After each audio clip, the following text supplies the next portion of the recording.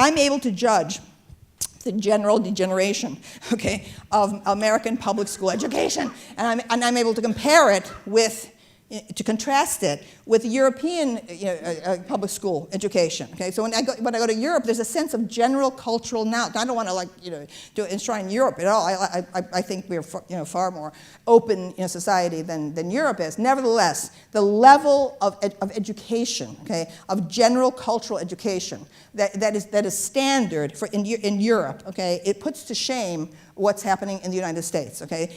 The students know absolutely nothing, okay? I mean literally nothing. I remember standing on this stage, from one of my books, and talking about my shock when, let me just tell that story, okay? And it's getting worse. This happened maybe 15 years ago. I have a course which I invented called The Art of Song Lyrics. And I have a section of the course that's on the great Negro spirituals of the late 19th century. Okay, so I was doing one of my favorite ones, for them, "Go Down Moses," okay, which I've done many times. I give them the lyric, we listen to it, we talk about the lyric, and then we listen to it again. Okay, so it's one case. I was going on and on. I thought I was feeling something's wrong. I could tell I wasn't communicating, and I didn't know why. And it suddenly hit me, to my horror. They did not recognize the name Moses, okay? And that's what's happened. Secular humanism is a big bust. I'm telling you now, okay? All right, because if you take religion away, then politics becomes a religion, okay? Dogma becomes a religion, and that's what's happened, okay? All these enlightened parents want to raise their children without any, religious contact, and the end result is inability to recognize the great myths, the great stories, the great legends of the West. Okay, so that was very disturbing. But then I recently, in the past fall, I was normally, I'm talking to the class. I'm always reading, their faces and so on. And I suddenly had this sense that not the entire class, but a good proportion of the class was not recognizing the name Hitler. Okay. And I thought afterward, why should they? Why should they? Think about it. These are kids born 17, 18 years ago, right? Okay, so we're talking about the turn of the century. Hitler for them, 30s and 40s, that would be like World War I for me, who grew up, after World War II. And we knew nothing about World War I. So why should they know about Hitler? Okay, but, excuse me, okay, this is should be basic knowledge, but the public schools don't want to teach that because that would be upsetting.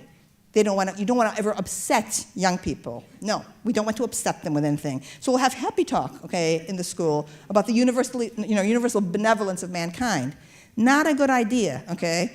In my view, I think students should be exposed to the horrors of history, okay, and to the disasters of history. I think it's exactly what they need, okay. And so the people wonder, how do we get this snowflake generation where they can't tolerate anything? It's because of the pablum that they're being taught at the public school level, okay. All right, there's an entire system that now is devoted to grinding everything down into gruel, okay. And we don't want to offend anyone, okay. All right, so I'm always saying, my prescription for education always is start in the most distant, the most antiquity. Okay, so they love the stories of ancient Egypt and so on. Show the great empires, with all the artworks and talk about the great trajectories, of history. And I've also been saying, and I'm an atheist, I've been saying that the best multiculturalism, the optimal one, it puts comparative religion, the great world religions, at the center. I have been saying that for 25 years. Right? That true world understanding will only come from an exploration of the religious background, of the peoples of the world. That the main texts, the main belief systems, the holy spots, the artifacts. It's a great interdisciplinary way to teach culture. Okay, by talking about because that.